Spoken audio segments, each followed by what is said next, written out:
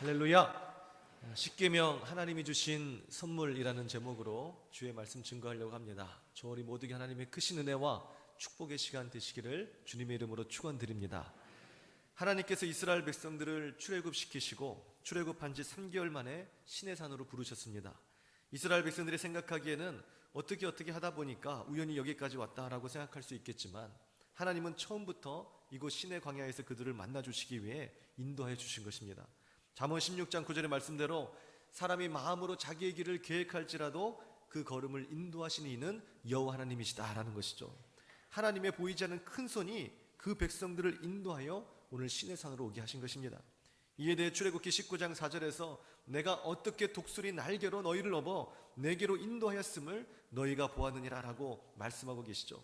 하나님께서는 서툰 날갯짓을 하며 절벽으로 떨어지고 있는 이스라엘 백성들을 마치 독수리가 그 새끼를 얻고 다시금 안전한 둥지로 옮기는 것처럼 그렇게 이스라엘 백성들을 얻고 이곳 시내산까지 인도하셨다라고 말씀하고 계신 것입니다. 그런 의미에서 시내산은 독수리 새끼들의 그 둥지처럼 세상에서 가장 안전한 둥지요, 또 어머니의 모태처럼 세상에서 가장 평안한 품이다라고 말할 수 있을 것입니다. 그래서 겉으로 보기에는 시내 광야라는 것은 황량한 황무지죠. 그러나 하나님은 이곳 시내산을 만남의 장소로 정해주심으로 세상 그 어떤 것보다도 안전하고 거룩한 성지가 된 겁니다. 그런 안전한 둥지와 같은, 어머니의 모태와 같은 이곳 시내산에서 하나님은 비로소 그 백성들을 품에 안아주시고 그들에게 자손만대의 영원한 언약을 맺어주신 것입니다. 아이가 태어나서 엄마가 그 아이를 안았을 때 보통 약속을 많이 하죠. 내가 너의 엄마란다. 네가 뱃속에 10달 동안 내가 품었던 그 아이구나. 반갑다. 엄마가 어떤 일이 있어도 영원히 너를 떠나지 않을게. 영원히 너를 지켜줄게. 오늘 마찬가지로 하나님께서 이곳 시내산에서 그 백성들을 어머니처럼 그렇게 품에 안으신다는 것이죠. 내가 너의 하나님이란다. 내가 영원토록 너를 떠나지 아니하고 자손만대로 너에게 복을 주리라. 이렇게 약속해 주신 것입니다. 오늘 우리도 마찬가지입니다. 하나님은 거룩한 주일 이곳 솔로몬 교회로 우리를 부르셨습니다. 하나님이 부르신 이 자리에서 주님의 백성들이, 오늘 이스라엘 백성들이 시내산에서 하나님을 만난 것처럼 오늘 이곳에서 하나님을 만나니 이곳 솔로몬 교회가 바로 우리들에게는 하나님을 만나는 만남의 장소, 영적 시내산이 될 수 있겠죠. 마찬가지로 이 모든 만남은 처음부터 하나님의 의도와 작정 속에 계획된 것입니다. 어떤 의도와 작정입니까? 하나님께서 우리에게 복을 주시고 자손만대로 축복해 주시겠다는 그 약속을 확증해 주시는 것입니다. 하나님께서 오늘 우리에게 자손만대의 언약을 주시고 마침내 복을 주시기 위한 그 작정과 계획이 오늘 하나님께서 우리를 부르심의 언약 속에 있다라는 것이죠. 십계명이 복인 이유는 바로 이처럼 처음부터 하나님께서 우리에게 복 주시겠다고 약속하신 하나님의 작정 가운데 있기 때문에 그런 것입니다. 그래서 하나님의 언약을 하나님께서 일방적으로 베푸시는 은혜다라고 해서 은혜의 언약이라고 보통 말하죠. 십계명은 바로 이 같은 대표적인 은혜의 언약 가운데 하나다라는 것입니다. 우리가 흔히 십계명을 생각하며 오해하는 것은 십계명이란 10가지 지켜야 할 그런 계명이고, 이 계명을 지키지 못할 시에는 우리가 구원을 받지 못한다거나 저주를 받는다라고 생각하는 것이죠. 그러나 처음부터 십계명은 하나님의 은혜를 전제로 하는 은혜의 언약이었다라는 것입니다. 어떻게 하면 내 백성들에게 복을 주실까 생각하시며 엄마가 그 아이를 안고 내가 영원히 너를 지켜줄게, 영원히 너를 떠나지 않을게, 그 약속, 그 계명, 그 언약을 해주는 것처럼 하나님께서 그 백성들에게 주신 은혜의 약속의 선물인 것입니다. 은혜라는 것이 뭐죠? 사전적 의미로는 호의를 베풀어주는 신세나 혜택을 의미합니다. 예를 들어 어떤 사람이 술에 취해서 지하철 선로에 떨어졌다고 한번 가정해 볼까요? 그때 어떤 청년이 뛰어들어서 그 술 취한 사람을 끌어내주고 자신이 대신 지하철에 치여서 죽었다면 술 취한 사람 입장에서는 무엇을 입은 거죠? 바로 무엇으로도 갚을 수 없는 은혜를 입게 된 것입니다. 원래는 자신의 잘못으로 그렇게 술 취한 사람이 떨어진 것이기 때문에 자신이 죽어야 될 것이 마땅한 것이죠. 그러나 아무런 죄도 없는 청년이 자신을 위해 죽음으로써 거저 살아나게 된 것입니다. 거저받은 은혜죠. 그러나 사실 이 술 취한 사람의 입장에서 봤을 때 거저인 것이고, 엄연히 따지면 거저가 아니죠. 청년의 입장에서는 술 취한 사람에게 은혜를 베풀기 위해 자신의 생명이라는 엄청난 오늘 그 희생이 뒤따르게 됐던 것입니다. 한 사람을 살리기 위한 청년의 숭고한 그 생명이 사라지게 된 것이죠. 여기서 은혜의 특징이 나옵니다. 은혜와 희생이라는 것은 항상 동전의 양면처럼 함께 간다는 것이죠. 누군가의 희생으로 은혜는 베풀어지는 것이고, 은혜를 받는 자는 누군가의 그 희생의 대가로 은혜를 받게 된다라는 것입니다. 또한 이런 관점에서 오늘 은혜의 세 가지는 산무라는 특징이 있습니다. 자격 없는 자가 아무런 조건도 없이 어떠한 노력도 없이 대가를 지불받는 것, 이것이 바로 산무의 은혜의 특징이죠. 노력 없이, 조건 없이, 자격 없이 거저 자신의 대가를 제3자의 희생을 통해서 지불받는 것, 이것을 가리켜서 은혜라고 말할 수 있는 것입니다. 누군가 빛을 탕감해 주었다면 그것은 공짜가 아니라는 것이죠. 거저 우리가 그 은혜를 입은 것이 아니라는 것입니다. 자격 있는 자가 자격 없는 자에게 아무런 조건 없이 자신의 받아야 할 그 돈을 탕감해 주는 그 희생의 대가가 지불된 것이겠죠. 노력 없이, 조건 없이, 자격 없이 이 제3자의 희생을 통해 오늘 그 사람의 빚은 탕감되게 되는 것입니다. 그 밖에 누군가 물에 빠져 죽어가는 것을 건져 주었다면, 누군가 어려운 시절에 쌀 한 포대라도 도와주었다면, 누군가 내가 기도할 힘조차 없을 때 함께 시간을 들여 기도해 줬다면, 누군가 내가 외로울 때 함께 대화의 상대가 되어주고, 누군가 내가 홀로 걸어가야 할 그 인생길에 같이 동행해 줬다면, 그래서 아무런 조건도 없는 내가 아무런 조건 없이 상대방의 희생으로 대가를 지불받았다면 그것이 바로 은혜다라는 것이죠. 그렇다면 이러한 일상의 많은 은혜 가운데 은혜 중에 은혜, 곧 은혜의 최고봉은 무엇이겠습니까? 바로 예수 그리스도의 성육신과 십자가 사건인 것입니다. 아무런 자격 없는 죄인인 나에게 아무런 조건도 없이 주께서 오셔서 예수님의 십자가 보혈이라는 그 희생으로 내가 당해야 될 수치와 죽음과 영원한 지옥의 형벌이라는 모든 대가를 하나님께서 다 지불해 주신 것이죠. 노력 없이, 조건 없이, 자격 없이 오직 예수님께서 날 위해 대신 십자가를 지신 그 희생으로 말미암아 내가 지불해야 될 모든 대가를 주님이 지불해 주신 것입니다. 나의 관점에서 보게 된다면 거저 받은 것, 말 그대로 은혜죠. 예수님의 관점에서는 모든 것을 다 주신 전적인 희생이었던 것입니다. 이처럼 은혜와 희생은 항상 함께 가는 것이죠. 받은 자는 은혜요, 준 자에게는 희생이 되는 것입니다. 오늘 이 십계명의 사건이 이와 같다라는 것입니다. 자격 없는 자들에게 주신 하나님의 놀라운 선물, 이것이 바로 십계명인 것입니다. 십계명이라는 것은 이것을 지키면 너희에게 구원을 주시겠다라는 일종의 조건적 약속이 아니라 이미 구원받은 백성들에게 이제 하나님 나라의 백성이 되었으니 너희가 이렇게 살면서 이런 은혜와 복락을 누리라라고 주신 것이 바로 십계명이다라는 것이죠. 율법의 행위보다 하나님의 은혜의 구원이 앞선 것입니다. 이미 출애굽을 받은 그 사람들을 통해서 하나님께서 주신 것이 십계명이라는 것이죠. 너희가 이러이러한 십계명이 있는데 이 10가지 계명을 반드시 지켜라. 그러면 내가 너희를 애굽의 속박에서 건져 주시겠다라는 조건적 약속이 아니라는 것이죠. 조건 없이, 노력 없이, 어떠한 대가 없이 하나님께서 노예로 지냈던 그들의 민족의 삶에 강권적으로 개입해 주셔서 그들을 그저 홍해를 가르시고 출애굽시켜 주신 것입니다. 그리고 10달을 품에 안고 아기를 아는 그 어머니처럼 오늘 시내산에서 그들을 품에 안고 오늘 축복의 약속의 말씀을 주시는 것이죠. 이것이 바로 십계명, 은혜의 언약인 것입니다. 쉽게 말해 미국의 시민이 되면 미국 시민권이 나오듯이 이제 하나님 나라의 시민이 된 것입니다. 더 이상 애굽의 세상의 종로로 타지 않는 것이죠.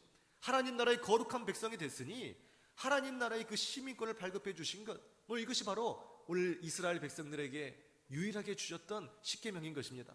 한 나라의 시민이 돼도 앞으로 그 시민이 지켜야 할 일종의 행동 강령이 나오지 않습니까? 로마에 가면 로마의 법을 따르라고 했다고, 또 미국에 가게 되면 미국의 법을 따라서 그 나라의 시민이 되면 시민으로서 해야 할 의무와 또 권리를 받게 되는 것입니다. 하물며 하나님 나라겠어요. 하나님 나라의 시민이 됐으면 하나님 나라의 법을 준수해야 되겠죠. 이것이 하나님의 백성들에게만 주시는 하나님의 은혜의 언약, 바로 십계명인 것입니다. 그렇다면 오늘 이 시간 우리가 기뻐해야 되겠죠. 미국에서 시민권을 받기 위해 줄을 섭니다. 그리고 대기합니다. 그러다가 마침내 시민권을 얻게 되면 가문의 영광이라고, 내 인생의 길이 열렸다고 춤추며 기뻐하잖아요. 미국의 헌법을 준수하는 것, 그것은 시민권을 받는 사람에게는 그리 어려운 일이 아닙니다. 얼마든지 내가 헌법 준수할 테니 내게 시민권을 달라는 것이죠. 시민권을 받은 사람에게는 그 헌법이 올무가 되는 것이 아니라 오히려 내가 이제 미국의 헌법을 지키게 됐다고 자랑할 수 있는 영광이 되는 것이죠. 내가 미국의 헌법을 지켜나가야 하는 의무와 그 헌법으로 받는 특권을 생각할 때 오히려 자신에게 주어진 그 시민권이 더욱 자랑스럽게 여겨질 것입니다. 오늘 우리도 하나님 나라의 시민권을 얻어서 하나님 나라의 계명을 준수해야 될 이제 십계명을 받게 된 것이에요. 이것은 가문의 영광이죠. 우리가 기뻐 뛰며 춤춰야 될 것입니다. 세상 사람들이 받은 것이 아니라 하나님의 백성들인 우리가 받은 것이니 더욱 자랑스러워야 되겠죠. 2부 예배 때 제가 설교를 하게 되면 아멘 소리가 엄청나게 많이 나옵니다. 최근에 제가 많이 느끼는데, 원래는 3부 예배 때 아멘 소리가 굉장히 많이 나왔었어요. 그래서 제가 많은 힘을 얻고 은혜가 막 역사하구나 이런 것들을 많이 느꼈었는데, 요즘 2부 예배가 얼마나 충만한지 몰라요. 3부 때는 제가 이때쯤 나오겠지 하면서 온 제 그 힘을 다해서 은혜의 말씀을 딱 증거하는데 피식 소리만 나고 크게 화면이 없는 거예요. 지금 이 구절 하나하나가 얼마나 우리에게 은혜가 됩니까? 애굽의 종로로 탈 수밖에 없는 우리들을 하나님이 건져주셨다니까요.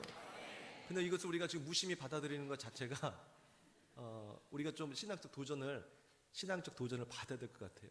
오늘 3부 더 분발하시기 바랍니다. 당대에 누구나 갖고 싶어 했던 로마의 시민권이 있었잖아요. 근데 현대 사회에서는 뭐 미국의 시민권,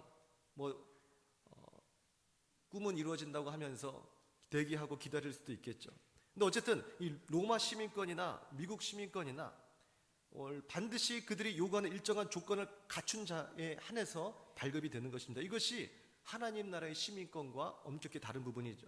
하나님 나라의 시민권은 오늘 우리가 어떻게 그 시민권을 받았는지 뒤돌아보면 합니다. 아무런 자격도 없이, 조건도 없이, 노력도 없이 하나님의 은혜로 우리가 발급받게 된 것이죠. 이것이 바로 하나님 나라의 시민권인 것입니다. 오늘 이 시간 우리 모두가 다 마찬가지입니다. 고린도전서 10장 2절에 보게 되면 이스라엘 백성들이 홍해를 건넌 그 사건, 이 사건을 오늘 구속사적인 관점에서 오늘날의 신앙의 원리로 설명해 주는데, 그것이 바로 오늘 우리 그리스도인들이 하나님을 만나고 하나님을 믿음으로 세상으로부터 영적 출애굽한, 그래서 세례를 받은 사건이라고 성경은 기록하고 있습니다. 세례를 받은 것은 홍해를 건넌 것처럼 돌이킬 수 없는 바다를 건넌 것과 같죠. 다시는 저주의 자식이 되지 않는 것입니다. 다시는 사망이 오늘 우리 그리스도인들을 지배하지 못하는 것입니다. 다시는 악한 사단에 우리가 종노릇하지 않고 죄의 노예가 되지 않는다는 것이죠. 이스라엘 백성들은 하나님 앞에 이 놀라운 은혜와 특권을, 이 축복을 받았음에도 불구하고 광야에서 얼마나 또 옛사람을 그리워했어요. 차라리 애굽에 있었더라면, 애굽에서 종노릇이라 해서 밥이라도 먹고 살았으면 오늘 이런 불평과 원망이 가득했습니다. 오늘 우리 같아서는 그러면 너희가 다시 홍해를 갈라줄 테니 애굽으로 돌아가 버려라, 하나님이 말씀하실 수도 있겠죠. 그러나 하나님은 다시 그 홍해를 여시지 않으셨습니다. 은혜의 홍해를 여셔서 그들을 구원해 주셨지만 다시 저주의 홍해를 열어서 애굽으로 그들을 몰아넣지 않으셨다는 것이죠. 그들이 다시 옛사람의 종노릇하고 오늘 죄의 속박의 노예가 되고 싶어 해도 다시 갈 수 없었어요. 홍해는 일방통행입니다. 건널 수만 있고 다시 애굽으로 돌아가지 못하는 거예요. 그것이 억울합니까? 전혀 그렇지 않죠. 오히려 하나님이 억울하신 거예요. 하나님께서 불평하고 원망하는 그 이스라엘 백성들, 오늘 그런 그리스도인들을 다시 저주의 속박으로 몰아내실 수 있겠지만 그리하지 않으셨다는 것이죠. 하나님은 그들이 성숙할 때까지 기다리셨습니다. 오래 참으셨습니다. 그리고 그들을 결단코 포기하지 않으셨다는 것이죠. 내가 세상 끝날까지 너희와 함께하리라 그러셨잖아요. 세상 끝날까지 얼마나 많이 하나님을 우리가 괴롭게 하고 하나님의 가슴에 못을 박습니까? 그러나 하나님은 약속해 주시기를 세상 끝날까지 내가 너희와 함께하리라 라고 약속해 주신 것입니다. 우리를 고아처럼 내버려 두지 아니하시고 포기하지 아니하신 하나님. 그래서 세례를 받았다는 것은 이미 끝난 것입니다. 10달을 품에 안고 그 아이를 낳았다고 한다면 이미 끝난 것이에요. 그 누구하고도 바꿀 수 없는 것입니다. 평범한 수많은 인간 중에 한 인간이 아니에요. 오늘 그 아이는 내가 10달을 품고 낳은 아이, 내 생명과도 바꿀 수 없는 아이인 것이죠. 이미 예수 그리스도의 십자가의 보혈로 오늘 우리를 값으로 사신 것입니다. 성령으로 인쳐주신 것입니다. 수많은 익명의 사람들 가운데 한 사람이 아니라는 것이죠. 하나님은 우리의 지문과 얼굴이 다른 것처럼 우리의 각기 다른 영혼, 한 영혼 한 영혼을 귀히 여겨주시고 사랑하여 주신 줄 믿으시기 바랍니다. 세례를 받았다는 것은 이처럼 끝난 것이에요. 오늘 우리는 영원히 하나님의 자녀가 되는 것입니다. 이렇게 세례를 건넌 하나님의 사람들은 하나님의 말씀을 이제 선물로 받는 것이죠. 사랑하는 아들아, 사랑하는 내 딸아, 아버지가 영원히 너를 떠나지 않을게. 언제나 어디서나 널 지켜줄게. 하나님께서 그 백성들을 만나고 약속해주고 계신 것입니다. 이스라엘 백성들이 십계명을 받았다면 오늘 우리 그리스도인들 이제 세례를 받고 난 이후에 하나님의 사람들은 십계명을 포함한 영적 대헌장인 66권의 생명의 말씀을 선물로 받게 되는 것입니다.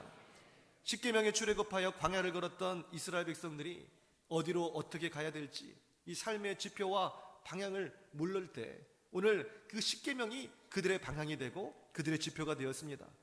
이제 우리의 이 말씀은 이제 우리가 가야 할, 그리스도인들이 가야 할 생명의 길, 진리의 길, 오늘 삶의 지표와 방향이 되는 것이죠.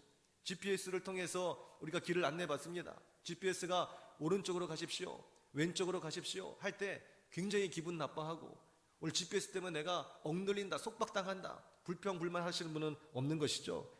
GPS를 통해서 길을 찾을 수 있기 때문에 그런 것이에요. 오늘 하나님이 이제 우리의 영적 출애굽을 시켜주시고 세례를 주시고 66권의 생명의 말씀을 주셨을 때는 그 말씀이 우리를 속박하고 일종의 율법으로 말미암아 우리를 정죄하는 말씀이 아니다라는 것입니다. 생명의 말씀이 여기 있는데 괜히 생명의 말씀 때문에 내가 옛사람으로 돌아가지 못하고 옛사람의 성정에 취하지 못하고 악한 마귀의 종노릇 하지 못하고 내가 그리스도인이 돼가지고 지금 이제 천국의 보화를 받고 있어. 이것이 무슨 꼴이냐? 오늘 이것은 하나님의 나라를 아직 맛보지 못한 사람이에요. 오늘 신약적으로 보게 된다면 엄중히 구원받지 못한 사람인 것입니다. 오늘 그 아기는 이제 엄마의 품에서 따뜻하게 세상에서 가장 안전한 품이라는 것을 느낄 수 있어야 되는 것이에요. 엄마의 눈빛을 보고 엄마의 목소리에 오늘 그 아기는 울음을 그치게 되는 것입니다. 그리고 엄마의 품이 가장 따뜻하다고 생각하고 엄마의 목소리가 가장 달콤하다고 생각하는 거예요. 이제는 우리가 영적 출애굽해서 하나님이 말씀하시면 하나님의 말씀이 가장 달고 하나님의 목소리가 오늘 내 인생에서 가장 꿀 같은 것이라는 것을 느끼는 것이 바로 하나님의 사람들, 그리스도인이다라는 것입니다. 말씀이 우리의 생명의 젖줄이 되는 것이죠. 그리스도인들은, 홍해를 건넌 사람들은, 세례를 받은 사람들은 말씀을 그리워하게 되어 있습니다. 말씀을 사모하고 말씀을 사랑하게 되어 있는 것이고 말씀만을 붙잡게 되어 있는 것이죠. 말씀이 우리를 살리는 생명의 길이요 진리의 길이기 때문에 그런 것입니다. 영적 GPS가 되는 것이죠. 그래서 다윗은 시편 119편 105절에서 이렇게 고백합니다. 주의 말씀은 내 발의 등이요 내 길의 빛이니이다. 주의 의로운 규례를 지키기로 맹세하고 굳게 정하였나이다. 할렐루야. 그 말씀만이 나를 살릴 수 있는 유일무이한 생명의 길이라는 것이에요. 주의 말씀만이 우리의 인생 어디로 왔다 어디로 가는가 오늘 그런 염세주의에 빠지는 것이 아니라 주의 말씀만이 내 발의 등이 되고 내 길의 빛이 되고 삶의 방향과 목적이 되기 때문에 내가 이제 세상 가운데서는 그 말씀을 몰랐지만 내가 이제 홍해를 건너고 하나님의 세례를 받고 주의 백성이 됐으니 그 말씀이 이제 내 앞에 있으니 그 말씀만 붙잡겠다라는 것입니다. 그리스도인과 비그리스도인의 차이는 말씀이 있느냐 없느냐의 차이예요. 애굽에 있는 사람들과 시내 강야에 있는 사람들의 차이는 얼마나 더 잘 먹고 잘 사느냐의 차이가 아니라 십계명을 받았느냐 받지 않았느냐의 차이다라는 것입니다. 오늘 그 말씀을 이제 받았으니 그 말씀이 세상에 가장 그 무엇보다도 소중한 보화라는 것을 아는 것이죠. 그것이 나를 살린다는 것을 아는 것이죠. 그렇기 때문에 다윗은 주의 의로운 규례를 이제부터 지키기로 맹세하고 굳게 정하였나이다 라고 고백하는 것입니다. 오늘 이것이 우리 모두의 고백이 되어야 되는 것이에요. 하나님의 말씀을 사모합니다. 주의 말씀을 사랑합니다. 이제부터는 주님의 이 생명의 말씀을 지키기로 맹세하고 굳게 정하였나이다 라고 고백하는 것이 참 그리스도인이요 복받을 그리스도인이요 살아서 역사하며 하나님의 놀랍게 하나님의 역사에 쓰임받을 수 있는 그런 주의 종이 되는 것입니다. 십계명의 말씀을 준비하면서 저는 하나님께서 우리에게 하시는 바 그 말씀은 무엇일까 한번 생각을 해봤습니다. 왜 갑자기 이 뜬금없는 십계명의 말씀을 오늘 주일날 전하게 하실까? 어떤 일종의 그런 의구심이 든 거죠. 잠잠히 기도하며 생각해 보건대 하나님께서 두 가지의 핵심적인 말씀을 주셨습니다. 첫째는 하나님께서 우리 한 사람 한 사람 모두를 택하여 주셨다라는 것이죠. 솔로몬 교회로 이름을 바꾸고 새롭게 나아가는 이 시점에서 하나님께서 우리 교회를 택하여 주시고 하나님의 몸된 교회에 속한 우리 성도님들 한 사람 한 사람을 택하여 주셨다라는 일종의 이 구원의 확증은 이 시점에서 참으로 의미 있고 기쁜 일이라고 생각합니다. 이스라엘 백성들이 출애굽을 해서 정신이 없을 때 오늘 시내 광야에서 만나 주시는 것이에요. 나는 언제나 처음부터 너희와 함께 있었다. 애굽에서는 너희가 나를 돌아보고 나를 바라보며 기도하지 않고 나를 잊어버렸던 것뿐이지, 나는 처음부터 사실은 아브라함과 이삭과 야곱의 하나님이 됐던 나는 너희와 함께 있었다. 그 솔로몬이 그 시내 광야에서 이스라엘 백성들을 하나님이 그렇게 만나 주심으로 나는 너희 하나님이 되고 너는 나의 백성이 되리라 라는 그러한 확증을 그들에게 주신 것이죠. 우리의 출애굽이 유의미한 일이었구나, 우리의 출애굽이 우연이 아니었구나, 살아계신 하나님이 살아계셨고 오늘 그렇게 우리를 택하여 주셨고 우리를 여기까지 인도해 주셨구나라는 것을 다시금 깨닫는 시간이 시내산에서 십계명을 받는 그 순간이었다라는 것입니다. 솔로몬 교회를 통하여 미래를 향하여 나아간 우리 모두에게 이제부터는 내가 너의 하나님이 되고 너희는 나의 백성이 될 것이니 이제는 아무 걱정도 하지 말고 염려하지 말고 두려워하지 말라는 하나님의 메시지다라는 것입니다. 십계명은 율법이요, 또 우리가 십계명 가운데 우리가 올가매어져서 우리를 억눌리는 일종의 그러한 장치가 아니라 십계명은 하나님의 백성들, 하나님의 대가로 오늘 건준받은 구원의 백성들, 하나님의 핏값으로 산 하나님의 백성들에게 주신 하나님의 놀라운 선물이라는 것이죠. 그렇기 때문에 오늘 이 솔로몬 교회를 통하여서 주께서 이 십계명의 말씀을 선포하신 이유는 너희가 내 백성이다라고 말씀하고 있는 것입니다. 신의 광야처럼 광야 같은 세상을 살아가는데 오늘 우리의 모든 불안과 두려움을 다 알고 계시기에 이곳 신의 광야에서 우리를 다시 만나주시고 아무것도 두려워하지 말라고 말씀하고 계신 것이죠. 그러면 우리는 안심하고 인생의 길을 걸으면 되는 것입니다. 평안과 기쁨과 희망으로 미래를 향하여 이제부터 전진하면 되는 것이죠. 하나님이 곧 복의 근원이시요 하나님이 우리의 미래시며 하나님만이 우리의 생명이시기에 우리 곁에 주어진 환경과 상황은 이제부터 그리 중요한 것이 아닙니다. 신의 광야를 할지라도 그곳에 하나님이 계신다면 이제 게임 끝이라니까요. 하나님만 우리와 함께 가고 계신다면 오늘 그의 인생은, 몸된 교회는, 이 나라와 민족은 만사 형통이요 언제나 승리할 줄 믿으시기 바랍니다. 이스라엘 백성들은 신의 광야에서 그 척박하고 황량한 땅에서 그것을 발견한 것이죠. 하나님이 우리와 함께하고 계시구나, 하나님이 우리의 편이 되고 계시구나. 오늘 출애굽해서 가나안으로 가는 모든 여정 가운데 하나님이 주관하시고 섭리하고 계시구나. 그들의 모든 근심과 걱정과 두려움이 사라지게 되는 것입니다. 이스라엘 백성들이 출애굽한 이후 시내산 어디쯤에서 하나님을 만났다는 것은 지금까지 그들과 함께 하시지 않았던 하나님이 시내산에서부터 딱 시작으로 함께 하신 것이 아닙니다. 애굽에는 계시지 않았던 하나님이 시내산에만 계시기 때문에 시내산에서 그들이 하나님을 만난 것이 아닙니다. 하나님은 언제나 어디서나 이스라엘 백성들과 함께 하셨고 그들을 인도해 주셨지만 그 백성들이 애굽에서 하나님을 외면하고 발견치 못하고 하나님이 안 계시다 하며 불평했던 것뿐이죠.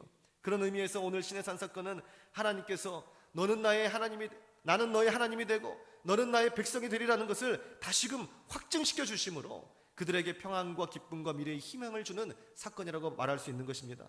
오늘 솔로몬 교회로 새롭게 출발하는 우리 모든 성도님들에게 그러므로 하나님은 말씀하고 계시죠. 이사야 41장 10절의 말씀입니다. 두려워 말라, 내가 너와 함께함이니라. 놀라지 말라, 나는 너의 하나님이 됨이니라. 내가 너를 굳세게 하리라. 참으로 너를 도와주리라. 참으로 나의 의로운 오른손으로 너를 붙들리라. 세상이라는 애굽에서 홍해를 건너 세례를 받고 광야를 걷고 있는 우리들은 인생 어디쯤, 어느 광야에 우리가 지금 걷고 있습니까? 광야 같은 세상을 살아간다 할지라도 이제부터는 두려워하거나 절망하지 마십시오. 광야 그곳에 하나님이 계신 것입니다. 계신 하나님은 우리에게 말씀하시고 또 약속하시며 축복해주고 계신 것입니다. 우리 모두에게 하늘의 놀라운 은혜와 축복을 주신 이 십계명을 남겨주신 하나님, 그 위대한 말씀을 품고 미래의 희망과 기쁨을 잃지 않는 우리 모두가 되시기를 주님의 이름으로 축원드립니다. 두 번째, 이 십계명의 말씀을 우리에게 주신 것은 이제부터 더욱 그 말씀을 붙들라라는 것이죠. 솔로몬 교회로 새로운 미래와 희망을 바라보며 우리가 나아가야 할 곳은 어디일까? 이곳일까 저곳일까? 사실 이것도 저것도 아닌 바로 말씀이라는 곳입니다. 아침에 눈을 떠서 말씀을 보고 저녁에 눈을 감을 때 우리는 말씀을 봐야 됩니다. 날마다 하나님의 말씀에 귀 기울이고 말씀에 사로잡혀 말씀으로 무장하기 위해 또한 예배의 삶을 포기하지 말아야 되는 것이죠. 예배는 하나님과 그 백성들이 만나는 만남의 통로입니다. 그래서 백성들은 그 예배를 통해서 하나님 앞에 엎드려 경배하죠. 하나님은 예배를 통해 그 백성들에게 말씀하시고 약속해 주시며 마침내 하늘의 문을 여시사 하늘의 신령한 복을 내려주시는 시간, 그 시간이 바로 예배의 시간인 것입니다. 예배를 통해 우리 영혼의 심장이 다시 뛰기 시작합니다. 예배를 통해 전신갑주를 입고 악한 사단을 대적할 수 있는 능력을 우리가 받게 되는 것이죠. 예배를 통해 치유와 응답과 기적의 역사가 일어나기 시작하는 것입니다. 그러므로 예배의 승리자가 인생의 승리자가 될 수밖에 없는 것이죠.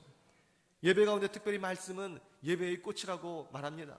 예배 가운데 찬양과 기도와 헌금은 우리가 하나님께 드리는 시간이지만, 말씀과 축도는 우리가 하나님의 언약의 백성으로 하나님의 약속과 축복이 쏟아지는 그 시간이요, 하나님의 그 축복의 언약의 말씀이 성취되는 시간이기 때문에 그런 것이죠. 그러므로 예배에 게으른 자는 말씀에 게으르게 되어 있습니다.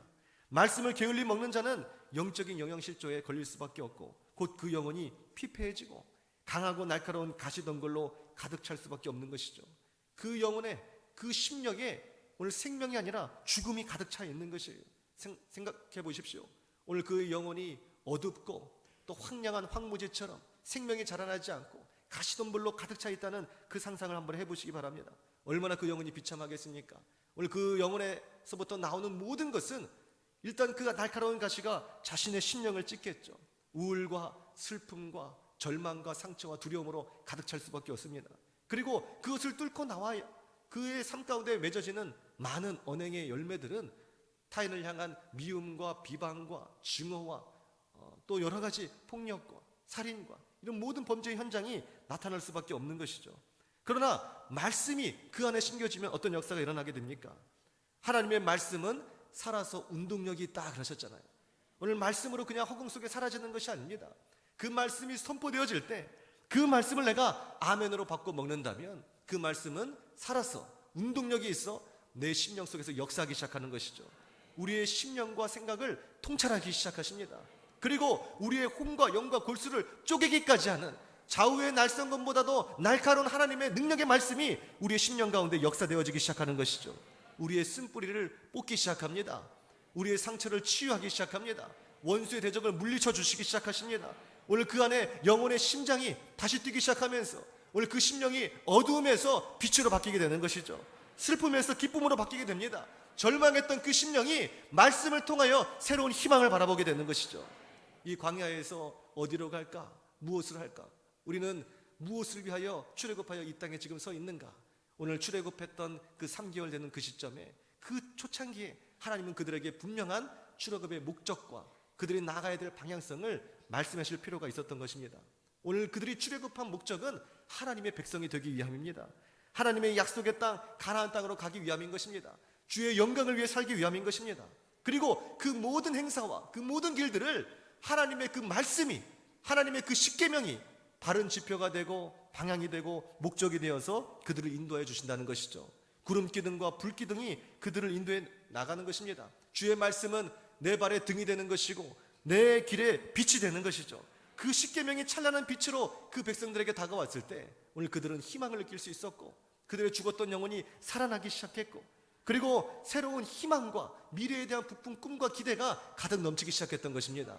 오늘 십계명을 오늘 이스라엘 백성들에게 주었던 것처럼 오늘 세례받은 하나님의 백성들을 우리 모두에게 십계명을 포함한 66권의 말씀의 대헌장을 우리에게 주신 것이죠. 그리고 이제 영적 출애굽 거대한 구속사 안에서 우리가 새롭게 시작하는 이 솔로몬 교회 안에서 하나님은 또한 우리에게 놀라운 십계명 언약의 축복의 말씀을 우리에게 주신 것입니다. 이제는 그 말씀 붙잡고 나아갈 때 우리가 살아나기 시작하는 것이죠. 우리가 어디로 가야 될지 무엇을 해야 될지 알게 되게 되는 것입니다. 내 인생 가운데 복잡하게 얽혀버린 이 실타래처럼 풀 수 없는 인생의 문제들이 있을 때, 또 교회의 문제가 있을 때, 또 이 나라와 민족의 문제가 있을 때 오늘 이 모든 문제를 풀 수 있는 실마리는 어디가 될까? 많은 생각과 고민이 있을 수 있습니다. 그러나 성경은 분명히 말씀하고 있죠. 주의 말씀만이 내 발의 등이요 내 길의 빛이라는 것입니다. 말씀으로 돌아가십시오. 주의 말씀을 주야로 묵상하십시오. 저는 시냇가에 심은 나무가 잎사귀가 마르지 아니한같이 오늘 모든 만사가 형통할 줄 믿으시기 바랍니다. 말씀을 사모하는 사람, 말씀을 그리워하고 말씀을 사랑하고 이제 다윗의 고백처럼 이제 내가 말씀대로 살기를 작정하는 그 사람에게는 형통의 축복이 오게 되는 것이라니까요. 하나님의 놀라운 역사가 일어나기 시작하는 것입니다. 그 인생 가운데 기적이 일어나기 시작하는 것입니다.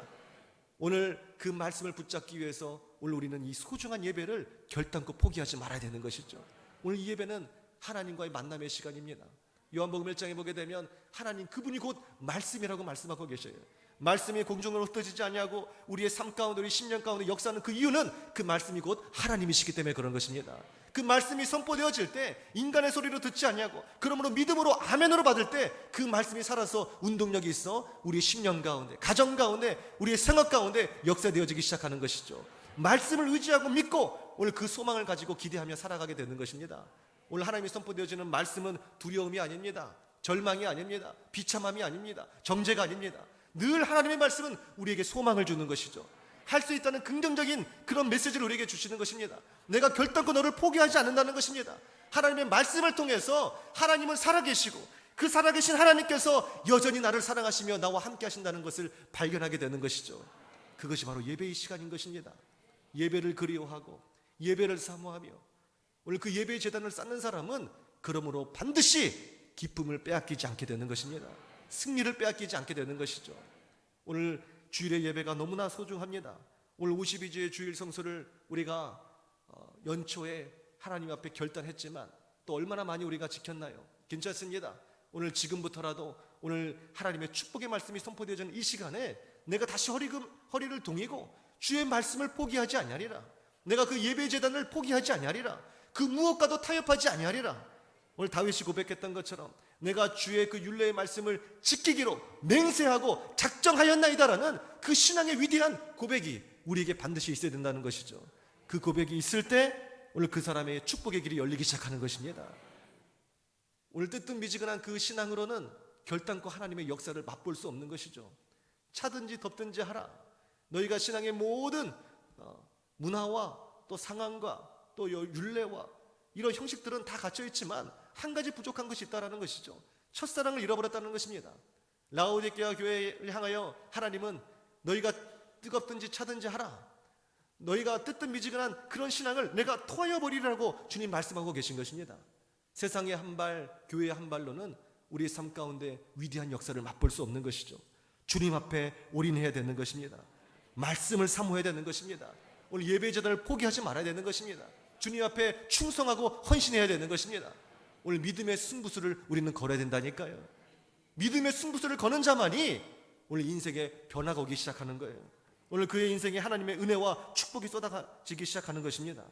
오늘 솔로몬 교회 우리를 통해서 하나님께서 오늘 신의 강의 어디쯤 우리를 만나주시고 오늘 십계명의 위대한 말씀을 선포케 하신 것은 정리하면 두 가지입니다. 내가 너희를 택하였다는 것이죠. 결단코 너희를 떠나지 아니하리라는 것입니다. 택한 백성에게만 주는 그 십계명을 오늘 우리에게 주신 것입니다. 그리고 그 십계명을 앞으로 붙잡으라라는 것이죠. 하나님의 위대한 그 말씀을 사모하라는 것입니다. 예배 제단을 포기하지 말라는 것입니다. 그러면 어디로 갈지 무엇을 해야 될지 하나님께서 다 말씀해 주신다는 것이죠. 그리고 그 삶의 현장에서 하나님이 함께 해주시사 원수의 대적을 물리쳐 주시고 우리를 승리케 하신다는 것입니다. 예배의 성공자가 인생의 성공자가 된다는 사실을 잊지 마십시오.